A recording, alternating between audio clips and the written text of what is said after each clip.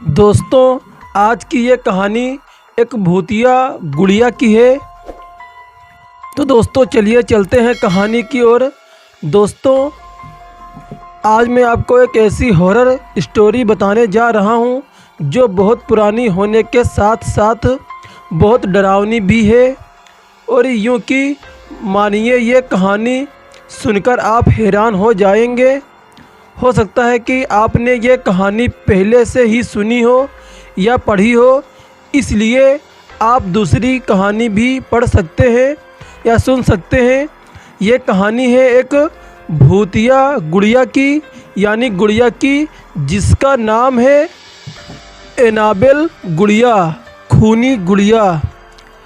तो आइए कहानी शुरू करते हैं। दोस्तों, ये कहानी शुरू होती है सन 1918 से। इसी साल एक अमेरिका स्टार राइटर जो बच्चों की कहानियाँ और लिखा करते थे, उन्होंने सबसे पहले इस गुड़िया का ज़िक्र अपनी किताब में किया था। इस किताब में उन्होंने अपनी साथ हुई एक सच्ची घटना के बारे में बताया था। वो लिखते हैं कि एक बार वो अपने घर के बैक गार्डन में टहल रहे थे, तभी उनको वो खूनी गुड़िया पड़ी हुई मिली। उन्होंने कभी भी पहले ऐसी गुड़िया को अपने घर के आसपास नहीं देखा था, इसलिए उन्होंने अपने पड़ोसियों से पूछा कि कहीं ये गुड़िया उनकी तो नहीं, लेकिन उन्होंने इनकार कर दिया। फिर उन्होंने इसके बारे में ज़्यादा नहीं सोचा और गुड़िया को अपनी बेटी को दे दिया।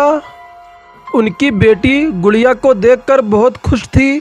वो उसके साथ हर रोज़ खेलने लगी। फिर खेलते खेलते उसको गुड़िया के साथ इतना लगाव हो गया कि वो गुड़िया को एक पल के लिए भी अकेला नहीं छोड़ती थी। वो घर में अकेली बैठी उसके साथ ज़्यादा समय बिताने लगी थी और बातें करने लगी। उसके पिता को उसकी चिंता होती, लेकिन वो बच्ची समझकर उसे नज़रअंदाज कर देते थे। लेकिन जब वो 13 साल की हुई, तब वो किसी गंभीर बीमारी में पीड़ित हो गई। इलाज के लिए उसे वैक्सीन दी गई, लेकिन उसका उल्टा प्रभाव हो गया, जिसकी वजह से उसकी मौत हो गई। उस लड़की की मौत हो गई। लेकिन अजीब बात ये थी कि जिस तरह वो गुड़िया रहस्यमयी तरीके से उनके घर में आई थी, ठीक उसी प्रकार वो गायब भी हो गई थी। ये कहानी लोगों में बहुत प्रसिद्ध हो गई। इसके बाद वो गुड़िया कई सालों तक कहीं भी नज़र नहीं आई थी। धीरे धीरे लोग इसे भूल गए थे। लेकिन 1970 में ये गुड़िया हॉबी स्टोर नाम के एक दुकान में नज़र आई। एक दिन किसी महिला को ये खूनी गुड़िया पसंद आ गई और उसने ये गुड़िया ख़रीद ली। उस महिला को ये बिल्कुल भी अंदाज़ा नहीं था कि ये गुड़िया भूतिया है, लेकिन उसने ये गुड़िया अपनी बेटी डोना को उसके जन्मदिन पर देने के लिए ख़रीदा था। डोना उस समय नर्सिंग की पढ़ाई कर रही थी और हॉस्पिटल में अपने 2 सहेलियों के साथ रहती थी। वो इस गिफ्ट से बहुत खुश हो गई थी। इसके साथ साथ वो हैरान भी थी, क्योंकि उसकी गुड़िया के साथ खेलने के उम्र बीत चुकी थी। लेकिन उसको ये तोहफ़ा बहुत पसंद आया।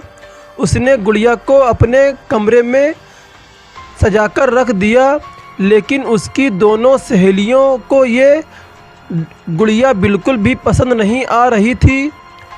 उनमें से एक सहेली, जिसका नाम शालू था, उसको ये गुड़िया शुरू से ही अजीब लग रही थी और उसने डोना को ये गुड़िया अपने कमरे में रखने से मना भी किया था। लेकिन डोना भी ने उसकी बात नहीं मानी थी। इस गुड़िया के कमरे में आने के बाद अजीब हरकतें होनी शुरू हो गई थीं। डोना ने ये नोटिस किया कि ये गुड़िया अपनी जगह से दूसरी जगह बदल लेती है। डोना ने ये कई दिनों तक नोटिस किया और अपनी दोनों सहेलियों को इसके बारे में बताया। फिर डोना की बात सुनकर उसकी दोनों सहेलियों ने उसे सलाह दी कि तुम इस गुड़िया को कमरे से निकाल दो, क्योंकि ये गुड़िया एक श्रापित गुड़िया है। लेकिन डोना ने उनकी बात नहीं मानी, क्योंकि वो भूत प्रेत पर विश्वास नहीं करती थी। समय बीतता गया और लगभग 1 महीने के बाद उन्हें अपने कमरे में एक कागज़ का टुकड़ा मिला, जिस पर पर्चे से लिखा हुआ था हेल्प में हेल्प लिखा हुआ था। उन्हें ऐसे टुकड़े कई बार अपने कमरे में मिले थे। एक दिन जब तीनों सहेलियां अपने कमरे में पहुंची तो उन्होंने देखा कि गुड़िया छाती पर और कमर पर लाल रंग के निशान पड़ गए हैं। लेकिन क्योंकि वो नर्सिंग कर रही थी तो उन्होंने इसका पता लगाने में ज़्यादा समय नहीं लगाया कि ये रंग नहीं बल्कि गुड़िया पे जो लगा है ये एक खून है। इसी दौरान भी डोना की सहेलियों ने उसे बाहर निकालने को कहा, लेकिन डोना ने उनकी बात नहीं मानी, क्योंकि डोना को भी इस गुड़िया से अजीब तरह का लगाव हो गया था। एक दिन शालू घर में अकेली थी और डोना अपनी दूसरी सहेली के साथ कहीं बाहर गई थी। तभी शालू को डोना के चीखने की आवाज़ आई।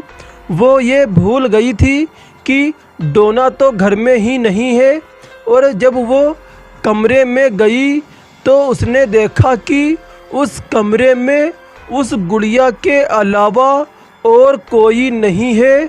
इसके बाद कमरे से शालू के चीखने की भी आवाज़ आई। इत्तेफाक से उस समय डोना और उसकी सहेली लौटकर वापस आ चुकी थी। उन्होंने कमरे में जाकर देखा तो शालू बेहोश पड़ी थी और शरीर पर गहरे चोट के निशान थे। डोना और उसकी सहेली ने शालू को हॉस्पिटल में एडमिट करवा दिया।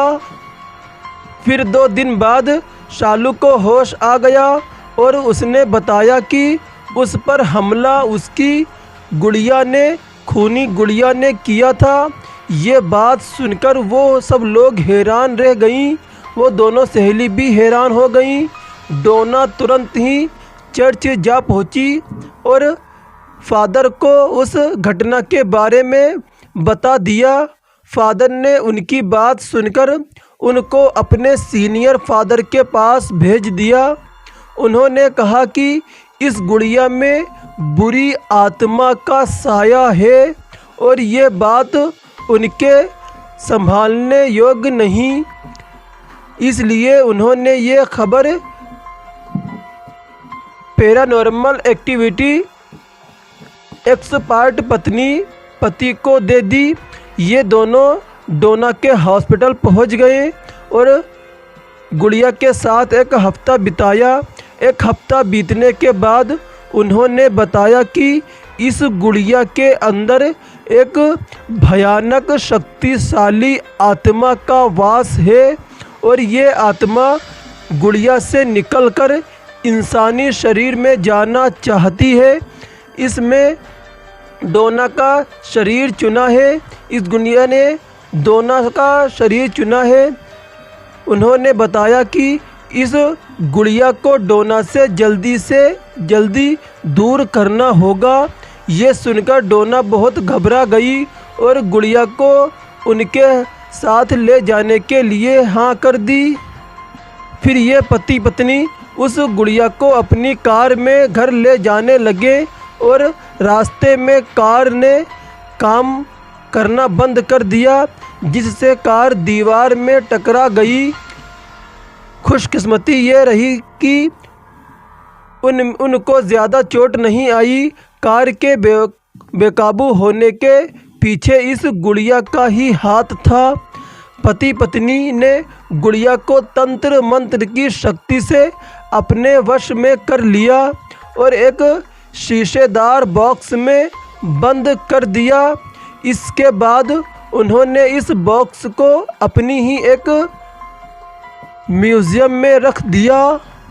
और दोस्तों, आज भी आप इसे इसी म्यूज़ियम में ही देख सकते हैं और साफ साफ उस बॉक्स पर लिखा है कि बॉक्स को दूर से ही देखें और साथ हाथ ना लगाएं। फिर उसके बाद डोना की भी तबीयत सही हो गई और उसकी सहेली की भी तबीयत सही हो गई। फिर उसके बाद उन दोनों ने फिर गुड़िया की ज़िद नहीं की।